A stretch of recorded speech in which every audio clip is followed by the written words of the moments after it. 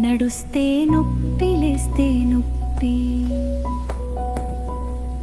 ఎముకలు ఎందుకు అలసిపోయాయి? వయసు కాదు, శ్రమ కాదు,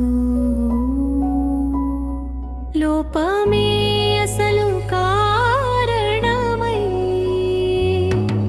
ఇంటి గోడల మధ్య జీవితం ఎండ కాంతిని మరిచిపోయాం. ఎముకలు మౌనంగా అడుగుతున్నాయి, విటమిన్ డి ఎక్కడని? రోజు కొద్దిగా ఎండలో నడిస్తే బలం మళ్ళీ మద్దతు చేరుతుంది. పరీక్షతో తెలుసుకుని చికిత్స తీసుకు